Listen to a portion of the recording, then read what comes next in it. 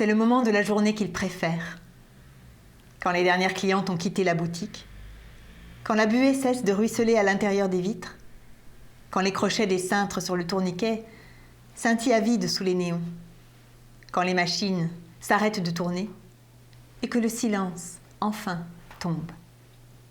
Quand Madame Irène ouvre la porte de derrière et, toute parée de son manteau de fourrure, lui demande « Vous êtes sûr que ça ne vous ennuie pas de rester fermé ce soir, Maurice ?» L'air est encore rempli de cette odeur de linge propre qu'il a amenée pour la première fois à ma teinturière il y a 50 ans. Depuis ce jour où il a poussé la porte du pressing le plus chic de la ville, qui recherchait un employé à tout faire. Il y est entré et il y est resté. Madame Irène lui a confié de plus en plus de tâches, dont celle de fermer la boutique et de revenir le premier. Elle a confiance en lui. Alors, compter la recette, éteindre les lumières, c'est une habitude et une tradition. On compte sur lui et il est là.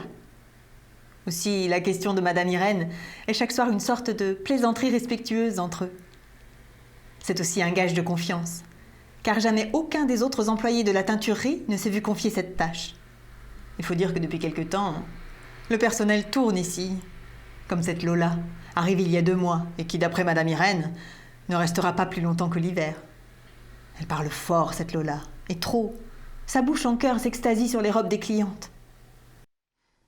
La caisse tombe juste. Avec un sourire satisfait, il regarde l'heure, 19h25. Il a une bonne heure devant lui, avant que sa mère ne le réclame. C'est son moment de récréation. Alors, d'un geste sûr, il décroche le costume de lin bleu ciel suspendu au-dessus de la planche à repasser. Il retire ses chaussures, défait sa ceinture, fait glisser son pantalon au sol et ôte sa chemisette sur la poitrine de laquelle est brodée ma teinturière. Sur la pile des chemises repassées, il choisit une blanche parmi celles du docteur qui donne tout son linge à laver ici. Quand le coton se dépose sur sa peau, il frémit. On dirait du velours, tant elle est douce. Puis il enfile le pantalon, parfait, juste à sa taille. Puis la veste, la carrure est impeccable, l'allure idéale. Clignant des yeux sous les néons, il se voit marcher sous le soleil, un cocktail à la main entre palmiers et lumière crue. N'être plus l'employé modèle en chemisette, mais un médecin renommé, un riche négociant, un milliardaire en croisière. Ainsi, chaque soir depuis 50 ans, après avoir compté la caisse, Maurice devient un autre. Main sur la hanche, il se contemple un moment avant de se tourner vers le portant où sont disposées les robes de soirée. Il caresse lentement les tissus soyeux. Puis il se déshabille et choisit une longue robe grise à paillettes qui se ferme dans le dos. Quand il l'enfile, il doit se contorsionner pour la fermer jusqu'en haut. Avec un rire de gorge, il renverse la tête en arrière. Enfin, il se dresse sur la pointe des pieds et, en chaussettes sur le carrelage, il déambule devant la glace en faisant mine de fumer et d'envoyer des volutes vers le plafond. « Waouh, la classe !» Stupéfait, Maurice se retourne.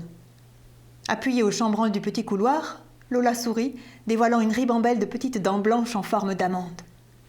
Rouge de confusion, il recule et commence à se dandiner pour dégrafer la robe et la remettre en place sur le centre.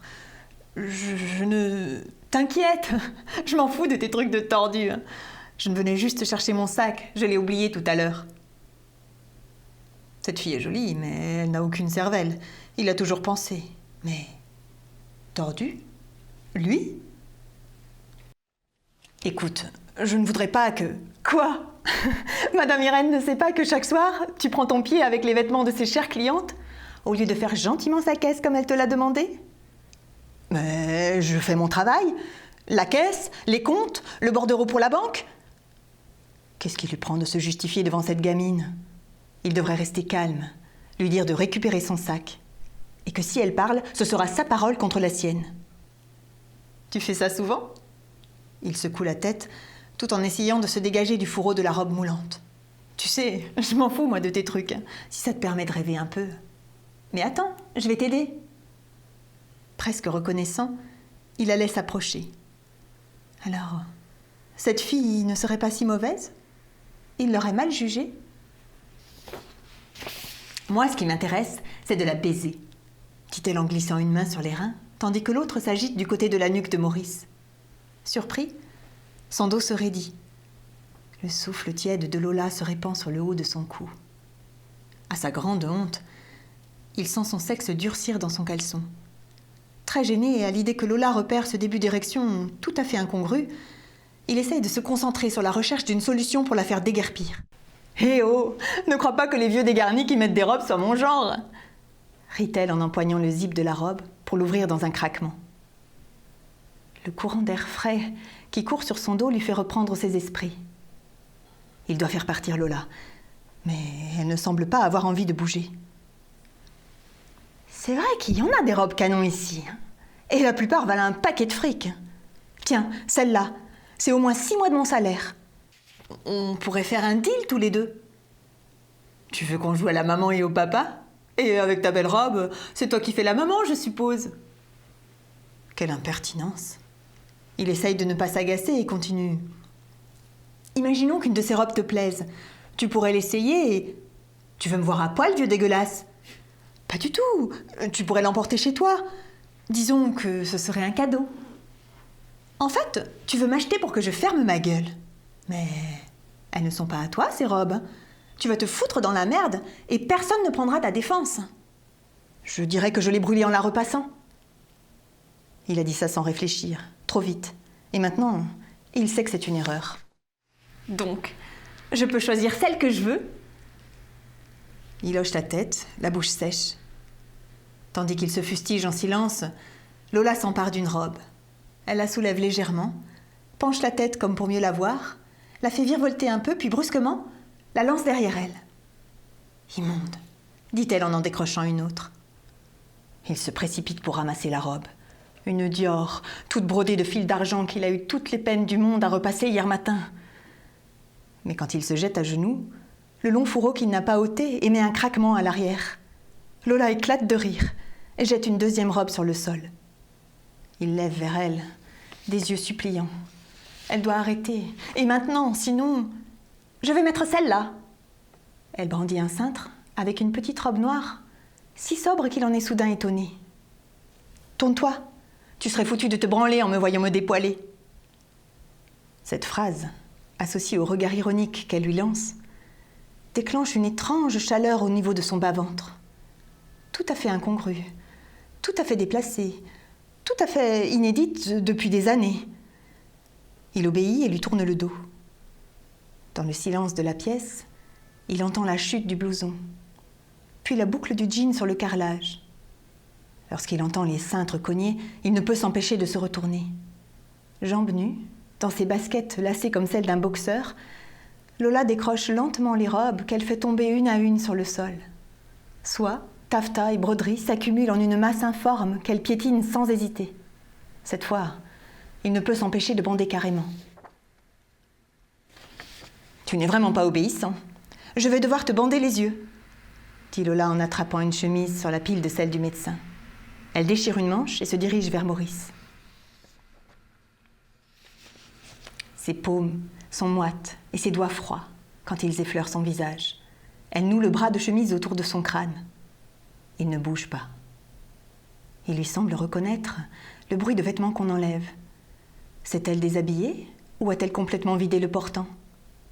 Le plus étrange est qu'il s'en moque, uniquement concentré sur le corps que maintenant il imagine nu derrière lui. À cette pensée, son ventre se serre, ses fesses se contractent et son membre se tend presque douloureusement. C'est le moment que choisit Lola pour se rapprocher de lui et, du bout des doigts froids, repousser une des deux bretelles du fourreau. Il sent son souffle effleurer le haut de son dos. Elle n'est qu'à quelques centimètres de lui. Une onde de désir se propage sous sa peau à l'idée que, s'il était plus jeune, il pourrait se retourner, empoigner ses hanches, plaquer son bassin sur le sien et la faire basculer sur le sol au milieu des robes. Mais il se contente de rouler les épaules et de laisser la robe déchirée glisser vers ses hanches. Il sait que Lola le regarde. Il pourrait presque sentir où passe son regard, surtout quand il se retourne lentement pour lui présenter son torse, son ventre et sa queue qui darde sous le caleçon. Elle soupire. Quelque part dans son pantalon abandonné tout à l'heure, son portable sonne, certainement sa mère. Quand il sent deux doigts froids se glisser sous l'élastique de son caleçon, il comprend qu'après ça, il n'arrivera plus à remettre sa vie en ordre. Ses jambes sont figées, plantées dans le sol, son ventre contracté de désir, ses fesses tendues et son sexe projeté en avant. Prenant tout leur temps, les doigts arpentent sa chair jusqu'à saisir son sexe vibrant. La paume ensuite enserre le mât, cajole, irrite, caresse, excite. Quand elle le lâche, il en veut encore et tend les mains, tremblant presque. Mais Lola attrape ses poignets et murmure d'une voix rauque. « On va continuer ton petit jeu, mais cette fois, c'est moi qui vais te choisir une tenue. Une vraie, solide comme une armure, qui te fera honneur, que tu auras plaisir à mettre. » J'ai pensé à quelque chose de spécial. Il voudrait retirer le bandeau, mais elle retient ses mains. Il sent qu'elle passe son bras droit dans une manche, ample, lourde, épaisse. Puis une sorte de cape se pose sur ses épaules, pesante, un peu rêche, avant que son autre bras ne pénètre dans le large tissu. Comme il essaye de saisir son corps, elle serre ses poignets qu'elle entortille avec une sorte de ruban. Quand son téléphone sonne à nouveau, il a conscience qu'il est tard, trop tard pour rentrer, affronter le courroux maternel, les reproches. Il aime ce moment de folie, cet épisode qui lui échappe, son sexe qui ne débande pas et l'excitation qui bruisse dans la pièce quand il entend Lola marcher autour de lui et fourrager sur les portants. Tendu à l'extrême, il guette ses mouvements, attendant le moment où elle va se rapprocher de lui. Tous les sens en alerte. Il l'entend, la devine, la sent, puis soudain, il la perd. Le silence remplit la pièce jusqu'à ce que la porte du fond claque. Complètement paniqué, Maurice tente de défaire le lien qui entrave ses mains, mais le ruban solidement serré refuse de se défaire. Le bandeau sur ses yeux lui fait mal tant il est serré. Il n'entendait pas. Il reconnaît avec soulagement et inquiétude la voix de Madame Irène. « Maurice ? Mais qu'est-ce qui vous a pris ?» Quand l'homme qui accompagne Madame Irène détache le bandeau, Maurice aperçoit la pièce dévastée. Les vêtements jetés sur le sol, les solvants renversés dessus. « Vous ne vous en tirez pas comme ça, je vais porter plainte !» Il sourit, comme si cela ne le touchait plus. Et lorsque le regard de Madame Irène se pose sur son vêtement dont il avait oublié l'existence, il sourit de plus belle en se regardant. Tout son corps chétif est enveloppé et protégé par une belle, longue robe, couleur plumage de corbeau, avec un col blanc et un rabat. Une robe dont il n'aurait jamais rêvé. Une robe pour le défendre. Une robe d'avocat.